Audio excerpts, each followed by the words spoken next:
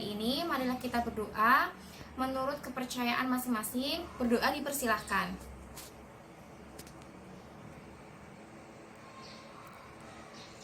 Berdoa selesai.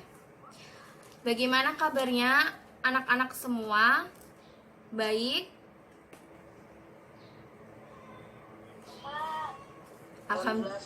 Alhamdulillah. Ya, sepertinya kelas 7F dan kelas 7G pada siang hari ini semangat ya buat pembelajaran pada siang hari ini. Oke, Ibu langsung lanjut aja. Pada siang hari ini, Ibu akan melanjutkan tentang materi lembaga sosial yang kemarin sudah Ibu share di dalam Google Classroom. Di sini anak-anak ada yang masih ingat tidak tentang pengertian secara umum tentang lembaga sosial? Ada yang ingat? Bisa menjawab?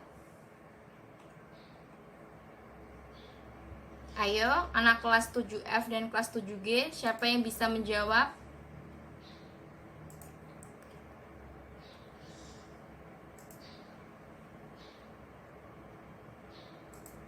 Ibu tunggu.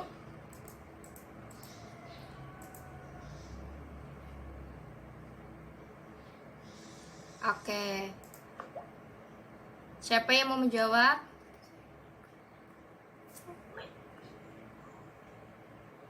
Nah, sebelum kita melanjutkan, di sini Ibu akan membacakan tentang tujuan pembelajaran pada siang hari ini. Yang pertama, melalui tanya jawab, peserta didik dapat menjelaskan jenis-jenis lembaga sosial. Yang kedua, melalui tanya jawab, peserta didik dapat menyebutkan fungsi secara umum dari fungsi lembaga sosial secara kritis. Yang ketiga, melalui kegiatan diskusi, peserta didik dapat menunjukkan perilaku jujur, bertanggung jawab, peduli, santun, rasa ingin tahu, serta menghargai dan percaya diri. Nah, ini merupakan salah satu pengertian tentang lembaga sosial. Apa sih pengertian lembaga sosial? Kita ulas kembali.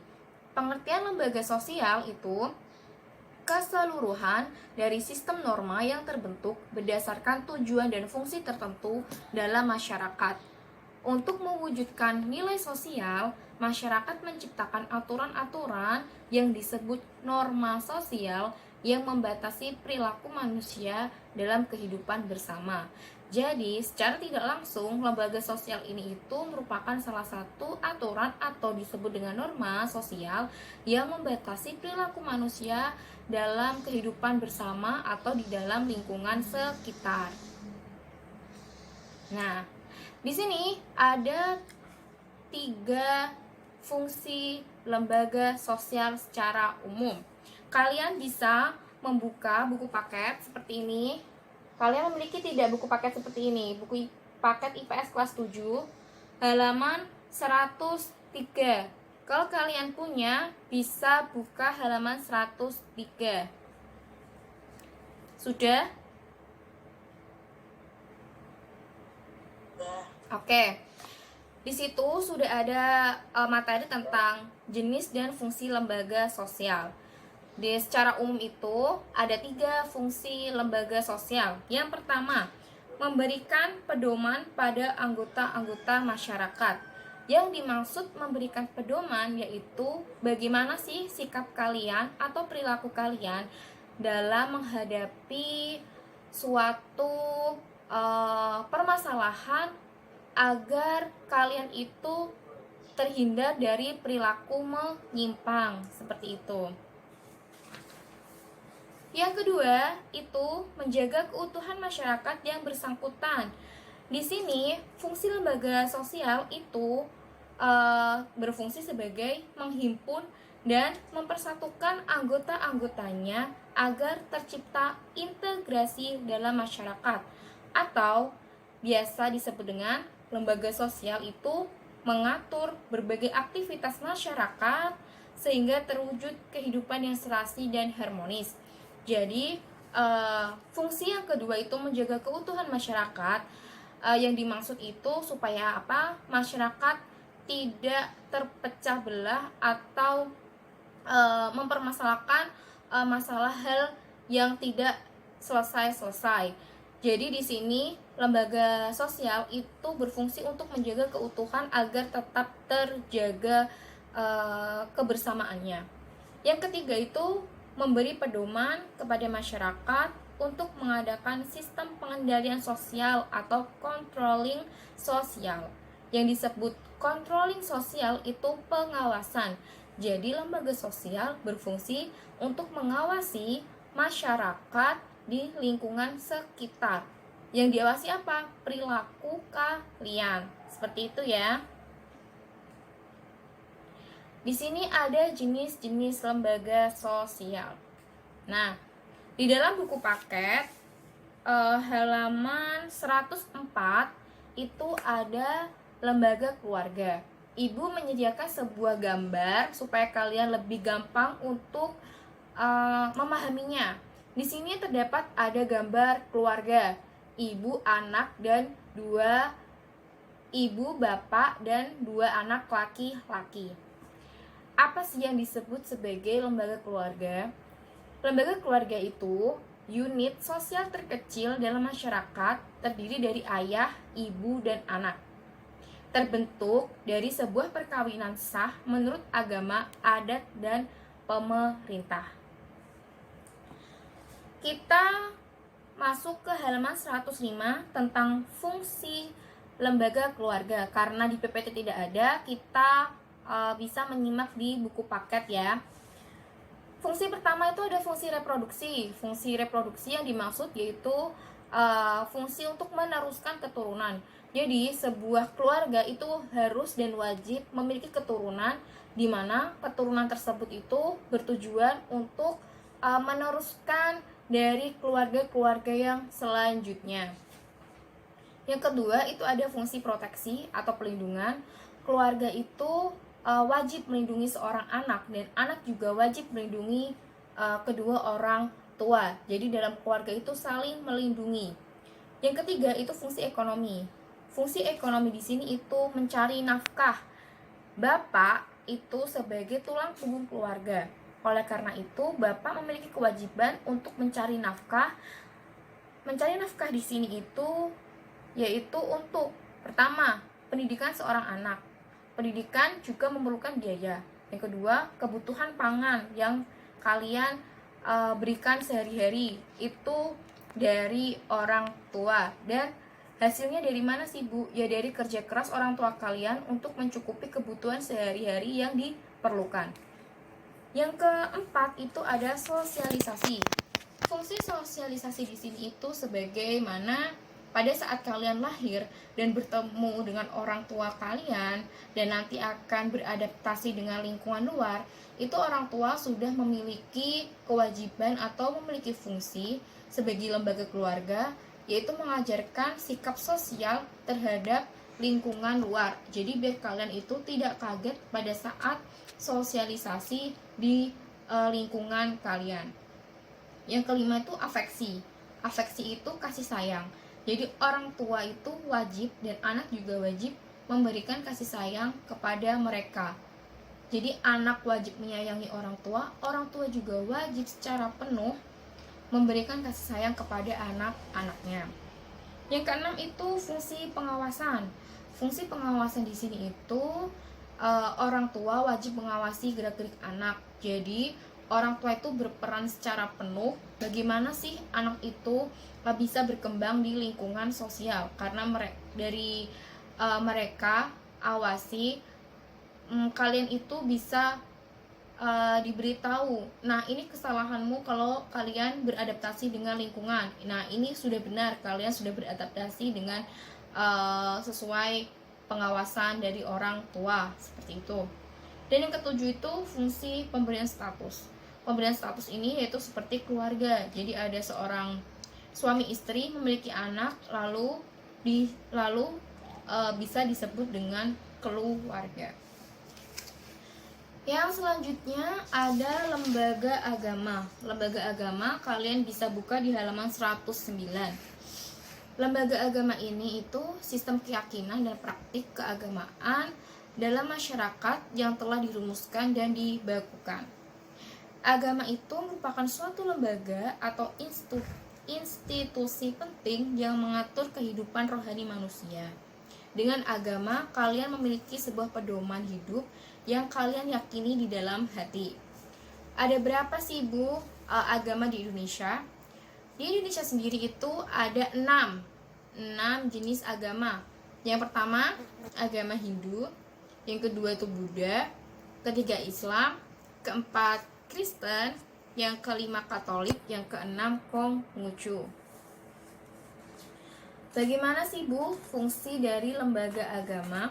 Kalian bisa buka halaman 111. Lembaga agama sendiri itu yang pertama sebagai pedoman hidup bagi manusia, baik dalam kehidupan sebagai pribadi dalam hubungan dengan Tuhan, dalam hubungannya dengan manusia lain, dan hubungan dengan alam sekitar. Jadi bukan hanya manusia dengan Tuhan, tetapi alam juga kalian hargai, harus kalian setidaknya kalian itu tidak merusak alam, karena alam itu merupakan ciptaan Tuhan. Yang kedua itu ada pengatur tata cara hubungan manusia dengan manusia dan manusia dengan Tuhan. Jadi ada tata cara bagaimana kalian itu berhubungan dengan manusia dengan Tuhan. Kalau manusia dengan Tuhan itu dengan cara kita beribadah. Kalau untuk orang Islam itu sholat, kalau untuk orang yang Kristen atau Katolik itu bisa ke gereja sesuai dengan kepercayaan masing-masing. Yang ketiga itu ada tuntutan prinsip benar dan salah untuk menghindari perilaku menyimpang. Seperti apa? Membunuh, mencuri, berjudi, dan sebagainya. Di dalam agama apapun itu, sikap mencuri, berjudi, membunuh itu dilarang. Entah itu agama Islam, Hindu, Katolik, Konghucu, itu dilarang karena itu bukan perbuatan yang baik. Lalu selanjutnya itu ada pedoman pengungkapan perasaan kebersamaan. Di dalam agama diwajibkan berbuat baik terhadap sesama. Jadi di dalam lembaga agama kita diajarkan kita harus bersikap baik terhadap sesama, entah itu sesama manusia atau tumbuhan ataupun hewan. Kita harus bersikap adil. Tidak itu dengan hewan kita bisa membunuh, kita dengan tumbuh-tumbuhan kita bisa menebang pohon sembarangan. Itu tidak bisa seperti itu, karena di dalam agama sendiri pun kita harus bisa menghargai makhluk hidup ciptaan Tuhan. Yang terakhir itu pedoman keberadaan yang pada hakikatnya makhluk hidup di dunia adalah ciptaan Tuhan semesta. Selanjutnya ada lembaga ekonomi. Apa sih Bu lembaga ekonomi?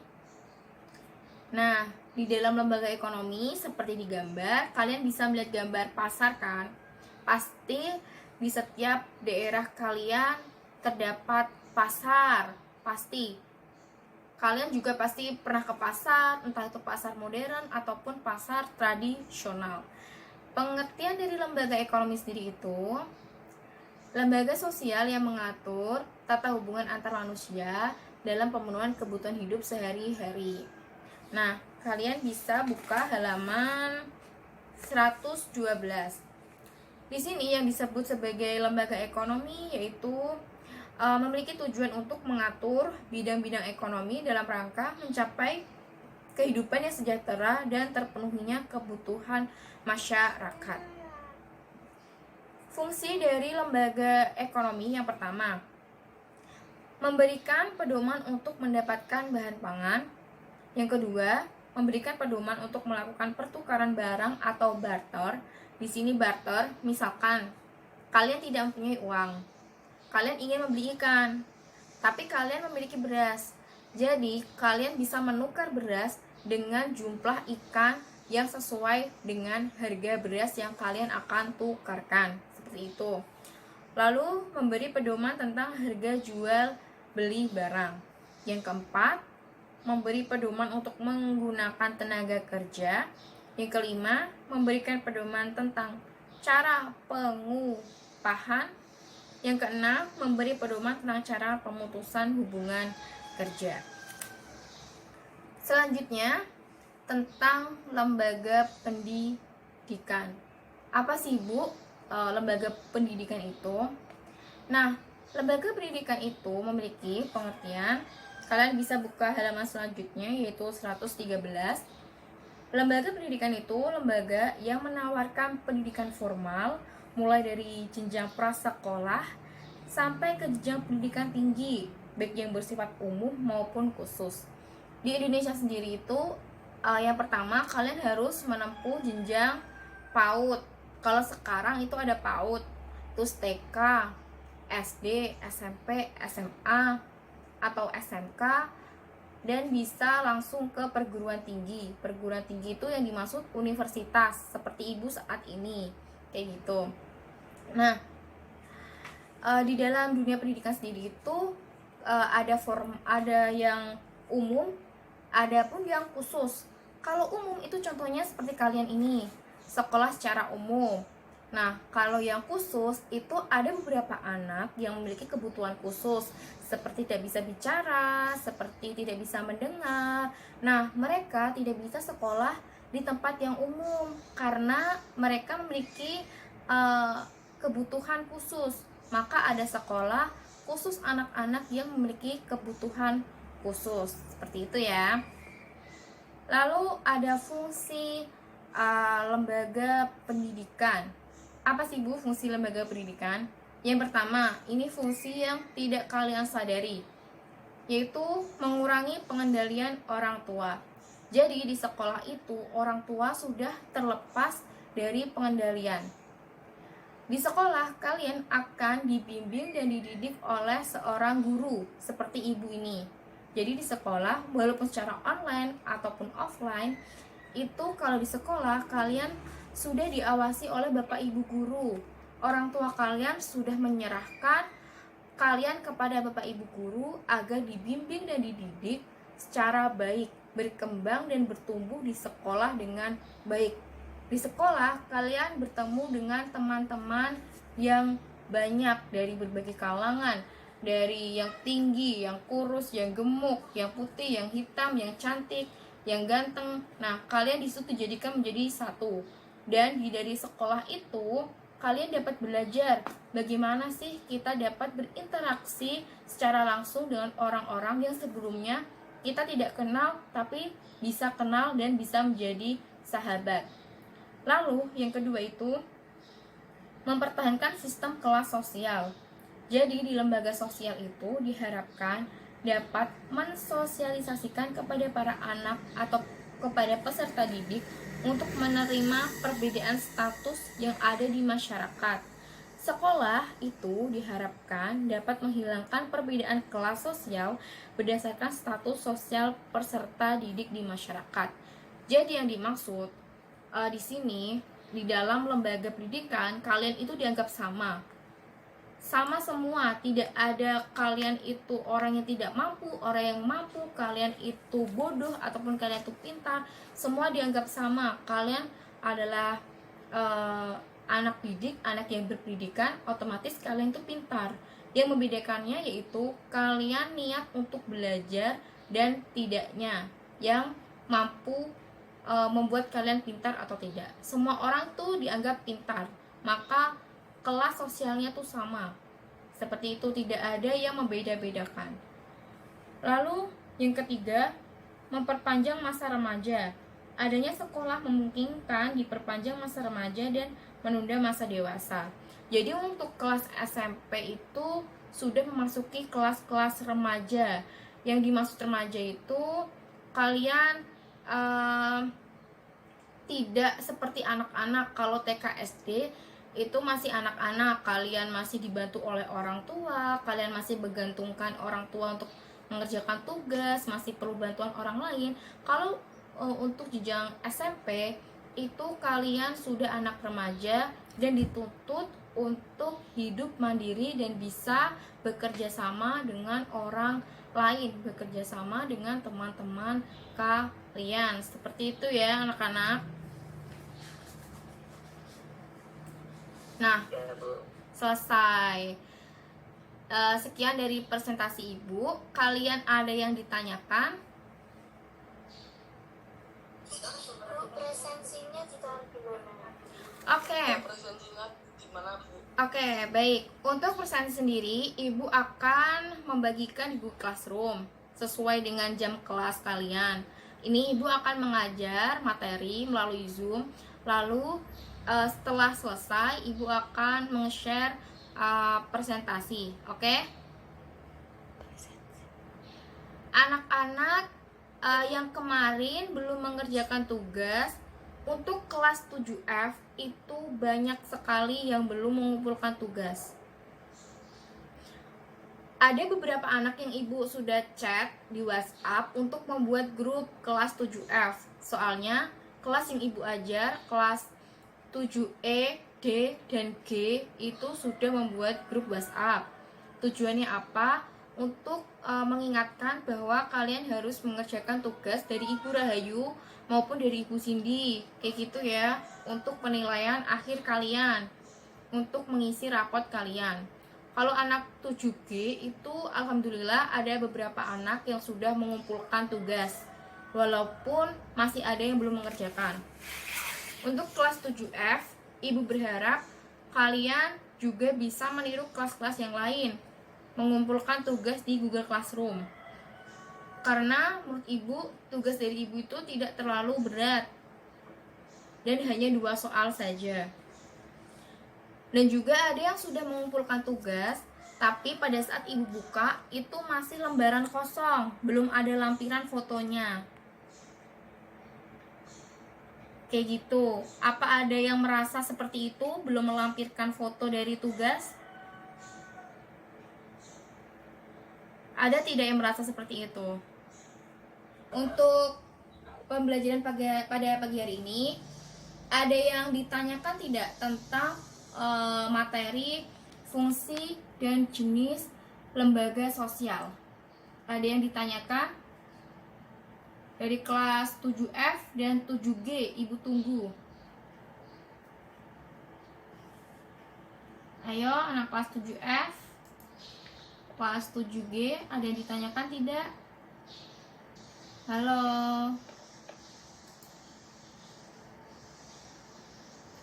Ini ada 27 anak. Siapa yang ingin bertanya kepada Ibu tentang materi yang Ibu jelaskan tadi? Kalau tidak, Ibu tunjuk. Gimana? Tadi ketinggalan pelajaran. Baru join ya, Dek? Untuk yang baru join, misalkan ketinggalan kelas pada siang hari ini, jangan khawatir. Nanti untuk PPT, Ibu akan share di Google Classroom. Jadi kalian bisa mempelajari secara pribadi untuk pembelajaran pada siang hari ini ya. Nah, kalau yang ketinggalan bisa buka halaman 103 tentang jenis dan fungsi lembaga sosial. Nah, itu tadi Ibu sudah menjelaskan tentang jenis dan fungsi lembaga sosial, dari fungsi secara umum, jenis-jenisnya juga. Buku paket ya, Dek. Buku paket IPS kelas 7. Ayo, ada yang ditanyakan tentang materi hari ini?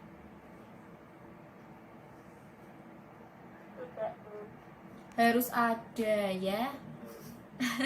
Harus ada dong. Apa Ibu tunjuk? Lebih enak mana Ibu tunjuk? Apa kalian yang mengajukan? Kalau Ibu tunjuk, acak nih. Ibu tunjuk aja ya. Setuju? Setuju nggak? Oke, karena nggak ada jawaban, Ibu tunjuk. Siap-siap ya.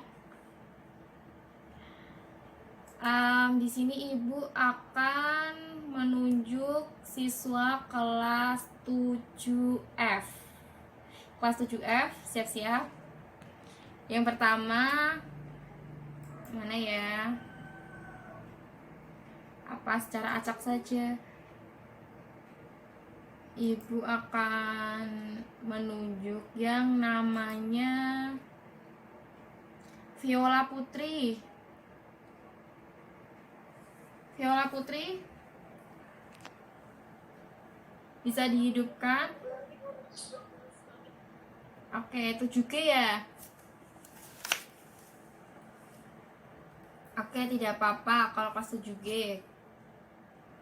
Untuk Viola Putri Danika, Ibu ingin bertanya, tolong Adek sebutkan tentang pengertian lembaga sosial menurut pendapat Viola.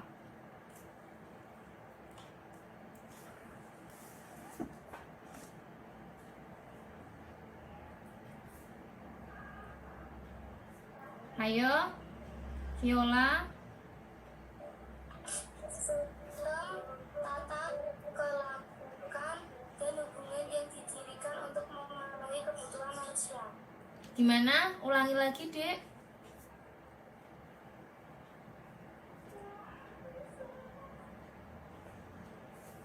Ulangi lagi yang lebih jelas. Sistem hubungan yang didirikan untuk memenuhi kebutuhan manusia. Sistem yang didirikan untuk memenuhi kebutuhan hidup manusia. Ya, benar. Oke. Mungkin ada pendapat lagi dari Dava kelas 7G.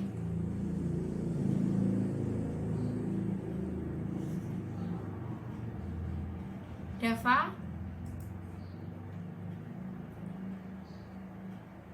Halo.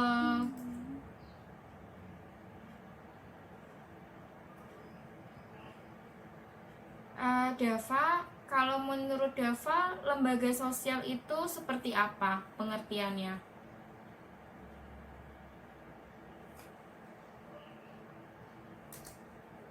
Dava, gimana? Bisa menjawab tidak? Dava hadir tidak?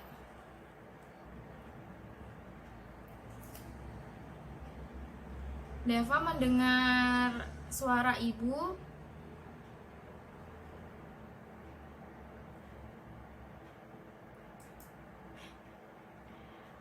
Oke, sepertinya Dava lagi berhalangan ya untuk menjawab. Gimana kalau Afrizal? Afrizal kelas berapa ini?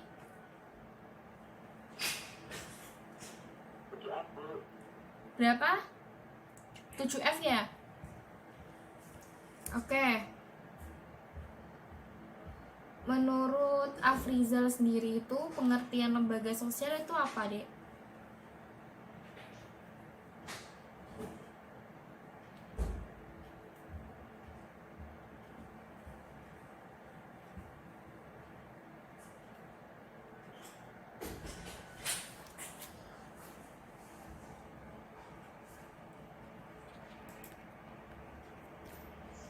Ini Afrizal kemana ya?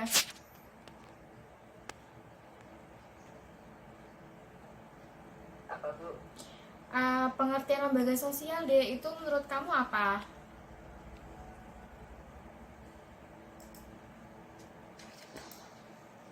Ada yang bisa jawab kecuali Afrizal? Ada yang bisa membantu Afrizal? Saya Bu. Saya Bu. Oke. Saya Bu. Ya, salah satu.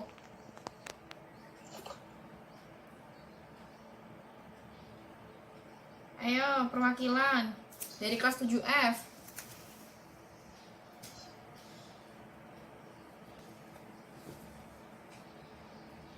Disebutkan namanya, nanti ibu bisa kasih nilai tambahan buat kalian.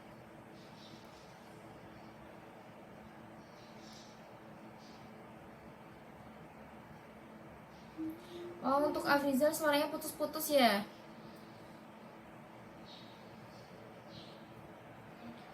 Tadi siapa yang mau membantu Afrizal? Saya Bu. Oke, Aisyah. Saya Bu. Oke. Aisyah 7G ya. Keseluruh ya,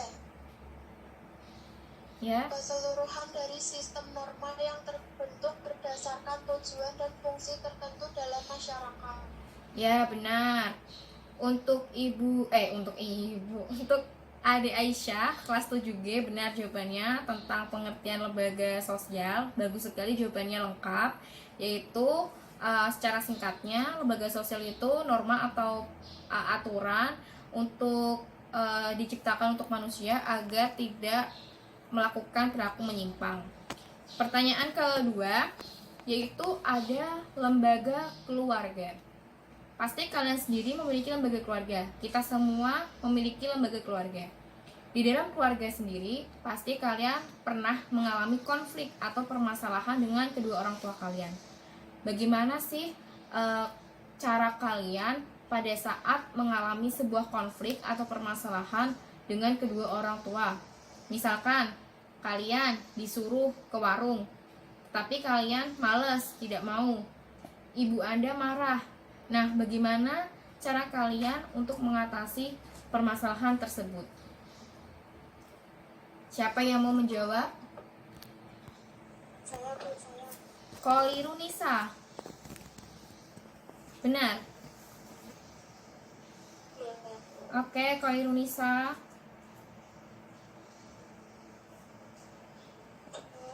meminta maaf dan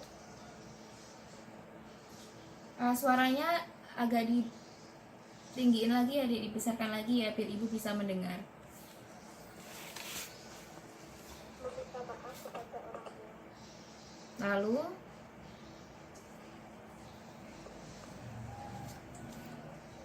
Sulit-sulit. Apa itu? Sulit apa? misalkan suruh ke warung, Nisa lagi males bu, kayak gitu gimana? Terus minta maaf habis itu ke warung. Oh iya, kalau menurut Nisa kelas 7G itu apabila ia memiliki masalah dengan kedua orang tua, Nisa minta maaf terlebih dahulu, lalu habis itu ia baru menuruti perintah dari orang tuanya. Oke, jawabannya bagus buat Nisa. Untuk selanjutnya, siapa lagi yang ingin menjawab?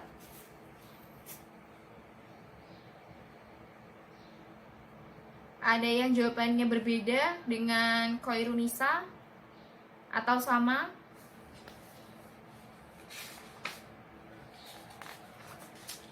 Oke, pertanyaan selanjutnya ya. Lembaga pendidikan. Tadi Ibu sudah menjelaskan tentang pengertian lembaga pendidikan. Lembaga pendidikan itu ada yang formal.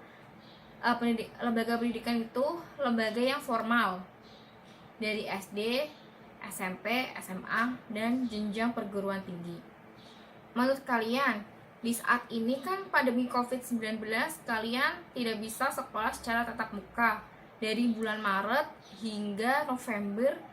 Bahkan sampai saat ini belum ada pemberitahuan dari pemerintah kalau sekolah tatap muka itu kapan akan dilaksanakan kembali. Nah, menurut kalian, hal apa yang kalian atau anak-anak rasakan pada saat sekolah secara online atau secara daring seperti ini? Ada yang bisa menjawab?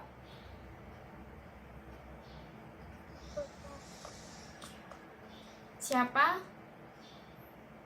bisa menjawab? Ibu ingin anak kelas 7F dong yang menjawab. Dari tadi anak 7G terus yang aktif. Saya Bu, Dini Safina Putri. Siapa? Dini Safina Putri. Kelas berapa, Dek? Ini 7F. 7F. Oke. Ya.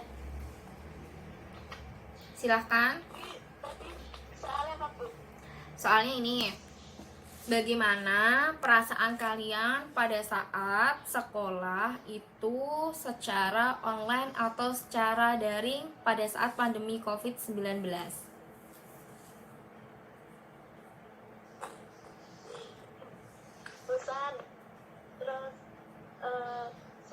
menangkap materinya, Bu. Oke.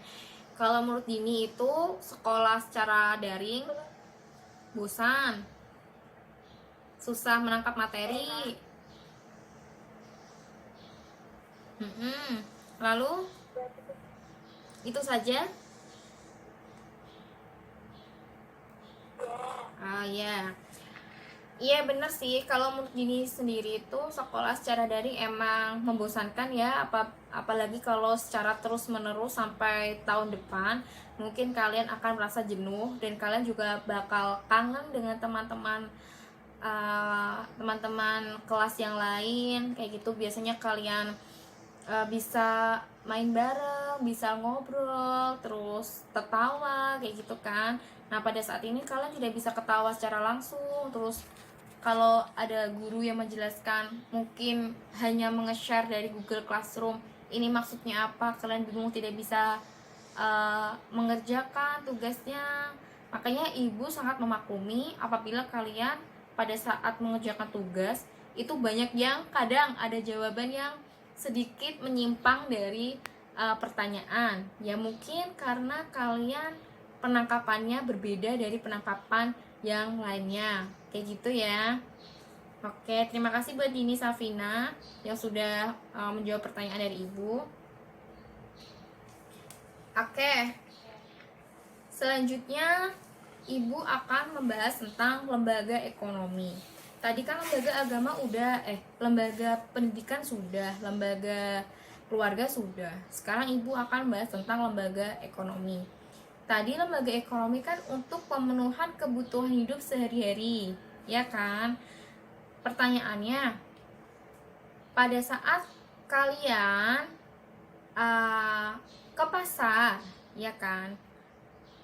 Apabila kalian melakukan sebuah interaksi sosial, nah, bagaimana cara kalian berinteraksi sosial apabila kalian disuruh ibu kalian membeli beras, lalu kalian cara menawarnya bagaimana? Kalian pernah nggak disuruh beli ke warung atau beli apa gitu ke pasar? Atau kalian ikut orang tua kalian ke pasar? Pernah kan? Ya, pasti kalian pernah melihat dong cara interaksi orang tua kalian menawar barang atau seperti itu. Nah, kalau misalkan kalian menawar barang harganya 5.000, berapa harga yang kalian tawar supaya lebih murah dari harga aslinya? 1.000, 1.000,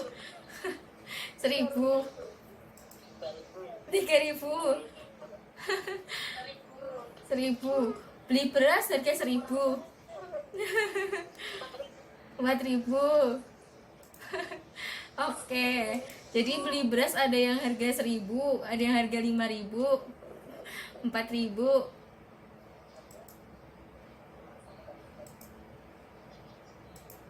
Nah, oke, ibu akan langsung ke lembaga agama ya. Tadi ibu sudah menjelaskan tentang macam-macam agama di Indonesia. Ada yang bisa menjawab berapa macam lembaga agama di Indonesia? Agama yang ada di Indonesia? Siapa yo namanya disebut? Khairunisa tadi sudah menjawab. Yang lainnya dong.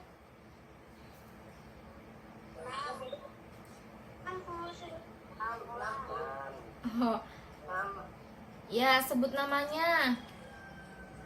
M Istar, Maafa, 7F. Ada?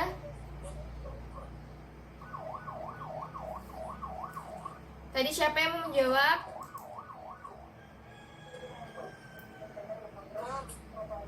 Iya, sebutkan namanya ya.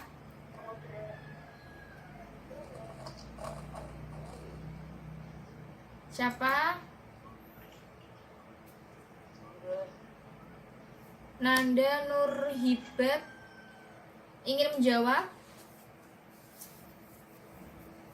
Nanda? Oke, silahkan. Kelas berapa, Dek? Agama yang kelas 7F. 7F. Oke.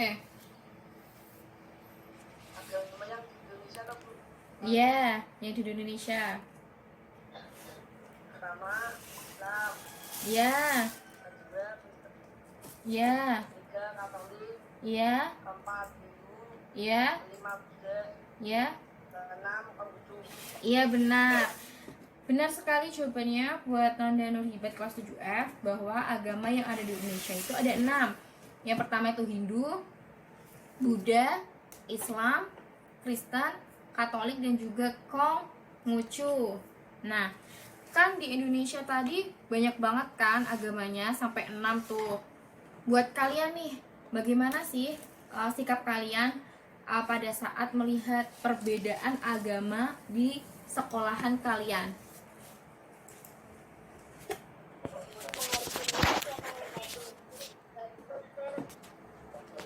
Ayo, siapa yang menjawab? Sebut namanya dan kelasnya ya.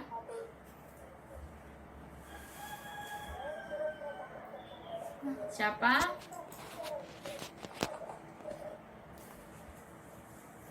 Siapa yang mau menjawab? Sebut nama sama kelas. Buat penambahan nilai kalian ya, yang misalkan masih mengalami nilai yang kurang, itu dari pertanyaan yang ibu ajukan itu bisa menambah nilai plus buat kalian.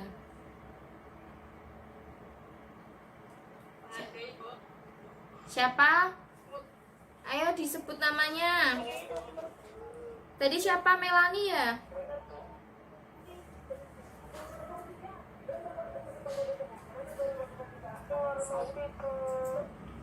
Menghargai dan menghormati dan tidak pilih-pilih ke dalam berteman. Iya, lalu menghargai, menghormati, tidak memilih-milih teman. Tidak memilih diri dalam berteman. Ya, benar. Jadi jawabannya yang pertama itu toleransi. Toleransi di mana kalian itu memiliki sikap menghargai perbedaan yang ada, perbedaan agama yang ada di sekolah kalian. Yang kedua itu tidak memilih-milih teman. Benar sekali. Jadi buat kalian itu walaupun memiliki agama yang berbeda, status sosial berbeda, ataupun memiliki suku, bahasa yang berbeda, kalian tidak boleh membeda-bedakan. Jadi kayak aku Islam harus sama orang Islam, aku Kristen harus sama orang Kristen, aku orang Katolik harus sama orang Katolik, aku tidak mau bergabung dengan orang Islam, aku tidak mau berteman dengan orang Kristen. Itu tidak boleh ya, karena di dalam agama sendiri kita juga diajarkan cara kita bersikap dengan manusia dengan manusia dan Tuhan dan juga alam, kayak gitu. Paham? Ada yang mau menjawab lagi?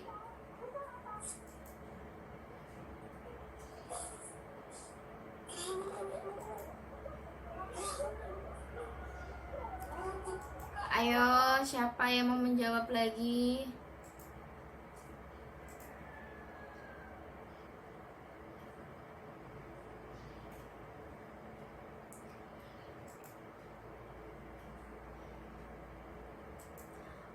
Ibu berpesan kepada kalian pada saat di grup nanti misalkan ada tugas, kalian bisa saling mengingatkan ya. Jangan lupa kayak mengerjakan tugas dari Ibu Rahayu atau dari Ibu Cindy kayak gitu ya, supaya teman-teman itu yang mengerjakan tugas ataupun yang belum mengerjakan itu bisa segera mengumpulkan tugas. Dan misalkan ada teman kalian yang ingin bertanya, tolong dijawab kalau kalian yang lebih paham. Kalau kalian tidak paham, bisa langsung kayak PC atau WA ke ibu atau ke teman-teman kalian. Karena gunanya sebuah grup seperti itu pada saat sekolah online, kalau kalian tidak paham materi yang ibu sampaikan atau Ibu Rahayu sampaikan, ya manfaatnya itu kalian bisa berkomunikasi melalui WhatsApp atau mungkin melalui Google Meet atau melalui Google Zoom kayak gini. Nah, itu apapun yang kalian tanyakan, boleh kalian tanyakan. Mana materi yang belum paham atau tugas mana yang belum kalian kerjakan, apa yang belum kalian pahami, bisa tanyakan langsung kepada ibu ya.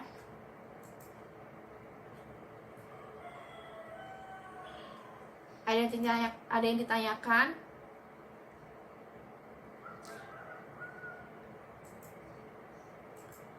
Untuk hari ini ibu akan memberikan tugas. Tugasnya itu kalian buka buku paket halaman 121, dibuka semua buku paketnya. Ayo Melani, dibuka buku paketnya. Berapa, Bro? 121 Sampai nomor berapa, Bu? sampai halaman 122. Sama yang B. Tidak usah, kalian kerjakan hanya pilihan ganda saja. Kalau kalian berkenan, apa mau sekalian yang nomor B juga, yang esai?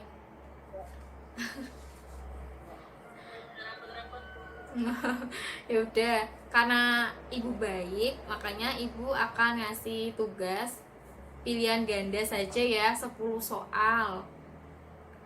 Nah, soalnya nanti mungkin ibu akan bentuk di Google Form, kalian tinggal ngeklik kayak seperti itu ya. Nanti ibu akan share di Google Classroom biar kalian lebih gampang mengerjakannya kayak gitu. Kan biasanya kalian nulis, mesti kan kalian kayak ya mungkin tulisan kalian kan sangat indah sekali untuk ibu baca ya. Kadang ibu tuh agak gitu sama tulisan kalian, jadi mungkin diketik saja, nanti kalian tinggal ngeklik di Google Form yang sudah ibu sediakan. Tolong dikerjakan karena ibu sudah mempermudah pengerjaan kalian, tinggal ngeklik saja. Paham? Ya udah. Sampai sini apa ada yang ditanyakan?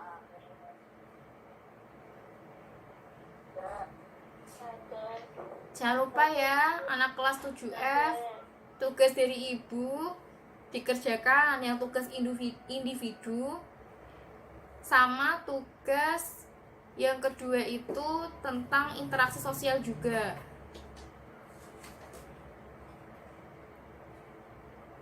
Yang pertama itu tugas individu interaksi sosial, yang kedua itu tentang lembaga sosial kalau nggak salah. Coba kalian cek di Google Classroom. Oke, paham?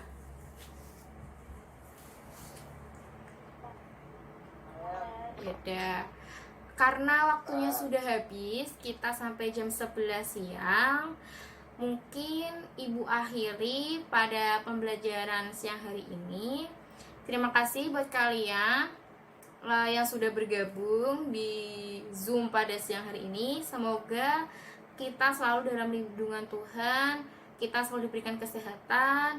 Sampai jumpa, bertemu di lain waktu lagi, oke?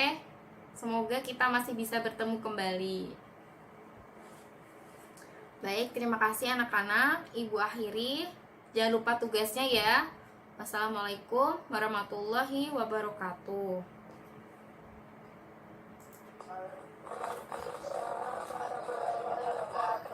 Baik, saya kembalikan kepada Ibu Rahayu Astanti.